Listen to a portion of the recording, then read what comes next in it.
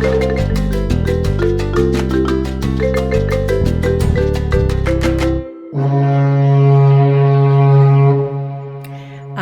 world, I'm Carole from Viva Vacation, and today we are going to be discussing all things Hawaii, our first bucket list destination. I'm joined today by two of our agents who have visited Hawaii before, Monica and Shawna. Hi ladies, how are you? Hi. Hello. So before we get started, I'm going to share a few quick facts about Hawaii, perhaps something you haven't heard before. Hawaii is actually comprised of 132 volcanic islands, and only 8 of them are inhabited. Surfing was invented there, and it's also famous for its beaches and luau. They have the largest dormant volcano in the world, which is Mount Haleakala. And Hawaii is the only state with 2 official languages and the only state that grows its own coffee.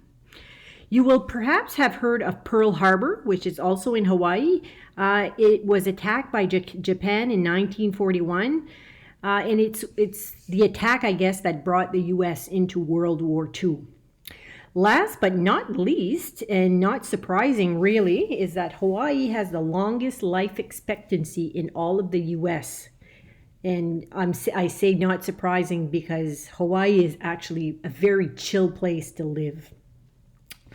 So let's get started, Monica. When did you go to Hawaii, and which islands did you visit? Well, my husband actually surprised me with a trip to Maui in January of 2011. It was a work trip for him, but all fun for me. We were gone only 6 days. So yeah, 2 days in planes and airports and only 4 days in Maui. Some people ask if it was worth it for only 4 days. I say absolutely, but I would have loved to stay longer, of course. I got to go back in November 2019 with my best friend Shawna. We stayed a bit longer, 9 days this time. We visited Maui, Kauai, and Oahu. It is very hard for me to pick one favorite island. They all have something special about each of them.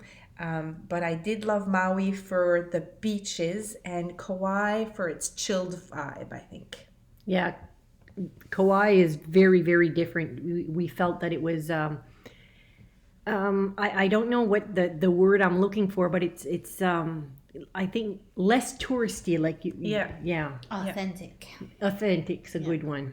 So what about you, Shawna? Which was your favorite one? Well, I've only been to Hawaii that once. So like Monica said, we visited 3 islands. We spent a lot of time in Maui and Kauai and only 1 day in Oahu. I think my favorite is Kauai. The landscape is amazing. It's so surreal, so majestic. And there are so many movies that have been filmed on the Nepali coast, and then to be there in person, it was just a really cool experience.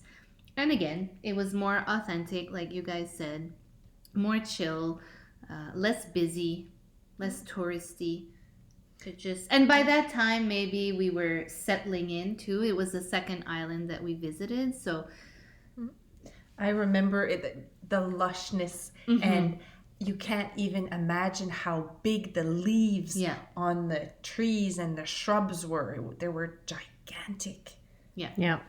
So you talked about the Nepali coast, and that was definitely a highlight for us. What are the other spots that were highlights for you guys? Well, Carole, you know that my second favorite thing is not a spot. No, it's the food. Everywhere I go, it's the food. Hawaii is no exception. Shave ice is phenomenal. It is not the shave ice that we have here. No. You have not tasted shave ice until you go to Hawaii.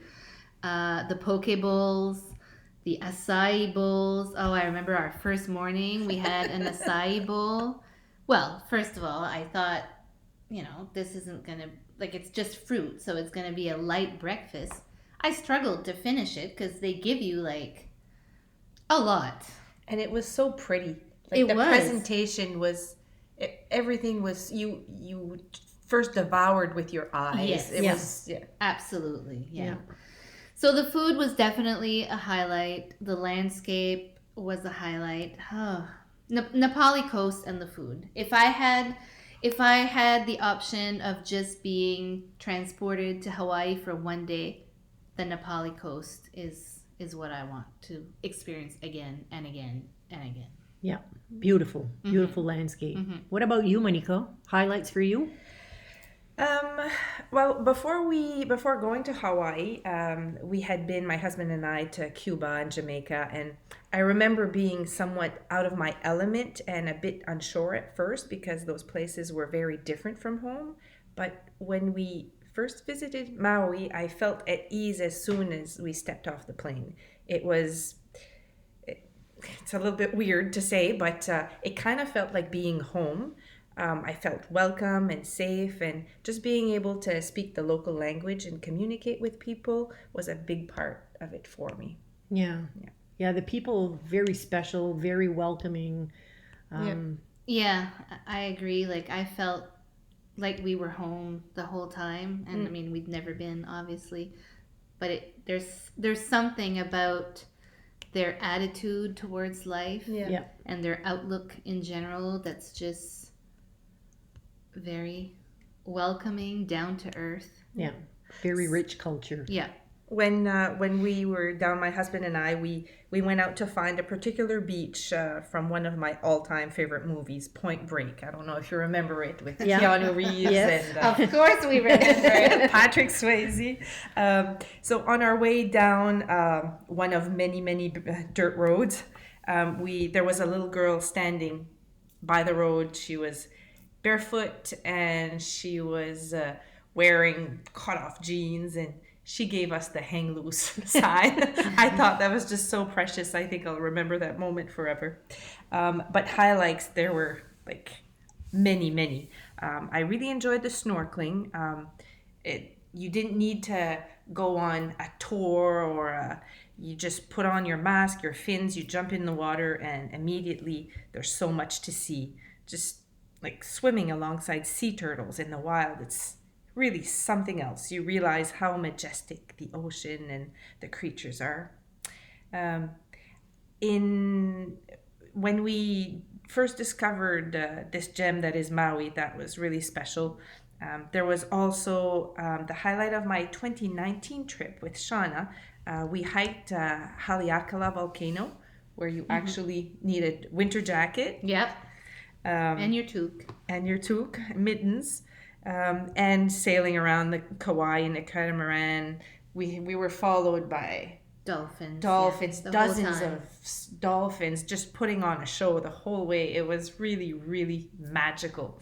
The Nepali coast with the water, the waterfalls, and You really feel at one with nature, and you feel like you're part of something bigger than yourself. yeah. Yeah. We talked about the Haleakala mountain. We actually bite down. Oof. You were the crazy people. I guess so. That we I drove guess by so. and said, these people are crazy. Yeah.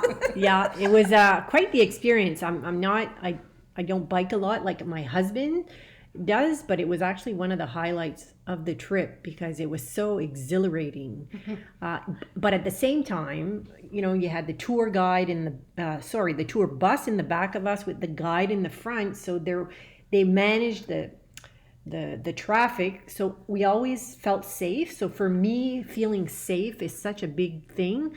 So yeah, it was amazing just to go down and look at the views, and it's the landscape in Hawaii is just out of this world. It is. It really is. Yeah. And you can't, like, even if you've seen the pictures or Movies or it it's does not the not same. do it justice because you can't experience the grandeur until you're actually there. Exactly.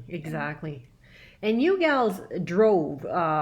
We did. On all of the islands Yeah. we're on. We rented Okay. a car on all 3 islands. For the most part, we stayed on, major roads. It's super easy to drive around. Roads are in good condition. They do not have potholes. Good signage that you can actually read because You understand the Yeah. language. And there is signage. Like I've been to other countries where I was prepared to read the signs, but there were no signs to read. So no, it was really easy. And if we needed directions for something in particular, let's say we stopped at a store or a restaurant, people were very friendly in helping us out with that. But one thing I did not drive is the road to Hana because that is a very twisty, winding road, and I do not have the courage for that. Monica did that part. She was the brave one. Yeah, chapeau to her. it was very scenic with fabulous views. I'd say the driver might not get the full experience because she needs to focus on the twists and turns. There are many. Some of the bridges are only as wide as the car you're driving, and sometimes you can't even see the end of the bridge, so it can be scary at times, but I would definitely do it again. One important tip to keep in mind if you are planning to drive road to Hana is to drive during daytime because you want to make sure you get to your end destination before the sun sets. It's quite another to drive it in the dark.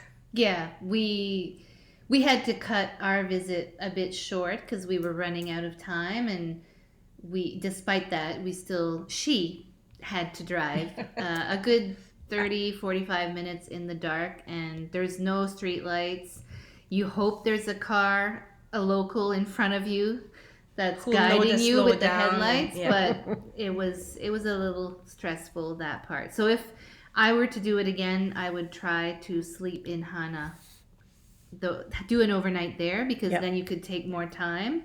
They do recommend also to just pick the sites that not try to see everything because it'll take too long and you won't make it. But it's hard because it's all so beautiful and you're not going to go back in a few months, so you want to make the most of it.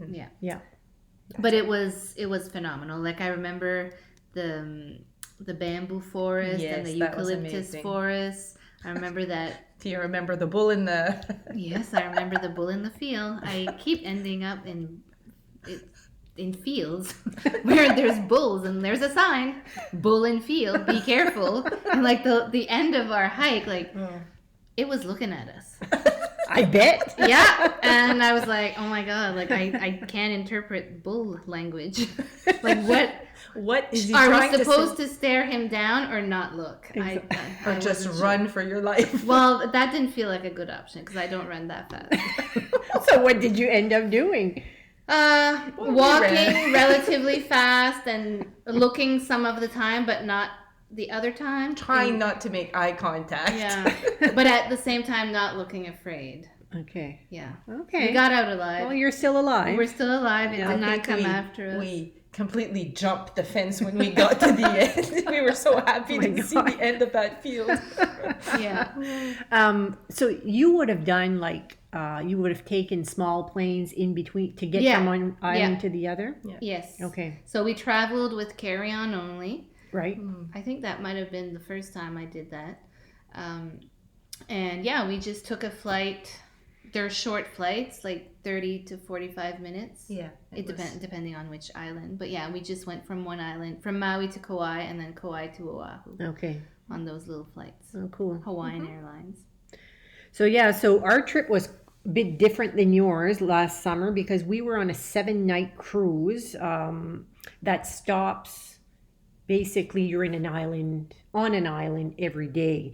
So we left from Oahu and had 4 stops, and it included 2 overnights. Oh, that's nice. I love it when cruises do that. Yeah, it's actually Norwegian is the only cruise line that does like the 7-day around the islands. Okay. The other cruise lines, you leave from either Vancouver, Los Angeles, San Fran, or whatever. So that was a really nice way. We liked that. Highlights for us, of course. I think I did not regret the price I paid for my balcony just to see the Nepali coast from that point of view. And it was really nice because the cruise ship went one way and then came back the other way. So everybody who had a balcony could, and you spent about 2 hours in that area. So that was beautiful. I also like the Waimea Canyons, which they call the Grand Canyon of the Pacific. The only difference is really how lush it is. So I've been to the Grand Canyon. It's very dry, very deserty. But this here, same type of grandeur, but very different landscape. Like it just struck me how green it was. So that was beautiful. And the other highlight for me was actually the Pearl Harbor Museum. I'm a bit of a history buff. In such history and interesting museum there. I could have spent the whole day, but we only had like a morning. So if I go again, definitely something I want to do, spend more time there. Another thing that really struck me was the banyan trees. Love the banyan trees, but really overall the aquatic wildlife, the trees, the birds, like basically landscape you'll see nowhere else in the world. And like you said, the lushness, but also the size of the vegetation, like the size of the leaves, the height, the colors diameter, of the flowers, a different green. Like I felt like I was in Jurassic Park, and a few of our pictures. Yeah, actually we were. But it didn't. Yeah, it really felt like we were in a different world. Yeah. So if you had a client that asked you what makes Hawaii unique as a vacation destination, what would you tell them? I would say that Hawaii truly has it all. It's got beautiful weather year-round. It's got the landscape. It's got the friendly people. It's got interesting culture. And I find of all the places that I've been, Hawaii is the one place that I feel manages to honor its indigenous culture still today, and really has that care for the environment that we seem to all talk about but not necessarily follow through with all the time. But in Hawaii, all of it is there, and yes, it's far, but it's worth that flight 10 times over. Yeah. Yeah. And if the flight is something that worries you, I mean, stopping midway in Vancouver for a few days is actually a way to kind of mitigate that and, make the flying over there less painful. So there are ways around that. Absolutely. Just like giving birth. Yeah. You forget about it. Once it's done, you see your baby, it's pretty, and you want to do it again. Well, same thing for flying to Hawaii. I did find though that because we flew straight through, 3 different flights, but without stopping. And I did find that because of the timing of the flights, like we had no jet lag. I agree. Because we landed late one evening, like 10:30. So by the time we're in bed, it's almost midnight.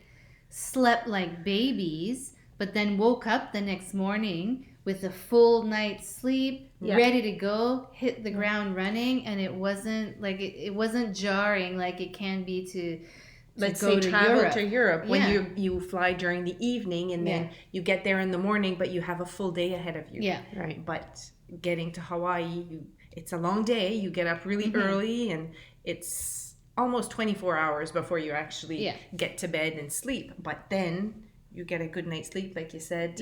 And you're back on track. And same thing coming back. It was the same experience. So that I found surprising. Oh, good. Good. So Monica, what about clients who might say, oh, Hawaii, that's expensive. Like, is it expensive? It can be, for sure. I will say that the first time my husband and I went, we spent it was very reasonably priced. It can be expensive for sure, but I think it's also possible to travel to Hawaii within reason. There are a variety of affordable accommodations and attractions. Some are even free, like Road to Hana and the beach. And for the distance, the price of the flight, like there are regular flight sales Well, to Hawaii. when I traveled to Hawaii in November, I actually spent less money. It cost me less money than it cost me to go to Calgary. Okay. Yeah. So it is. It's doable. It's doable for sure. And traveling off season is also an excellent way to save on your Hawaiian trip. And like Shawna mentioned earlier, it's always nice Yeah. to travel to Hawaii. There's nice no bad 12 time of year. No. Yeah, exactly. And it does not have hurricanes most of the time. Yes. Yeah. Good point. Yeah. Most of the time. Now I've jinxed it, probably. Well, that ends our Hawaii podcast. Mahalo, Maniko. Mahalo, Shawna, Mahalo. for joining me today. Our chat brought back such wonderful memories of Hawaii for me. To the listeners out there, if our podcast today has inspired you to bump up Hawaii on the top of your bucket list, please reach out to one of our Viva travel agents to start planning your amazing vacation. Aloha! Until next time, Viva Vacation!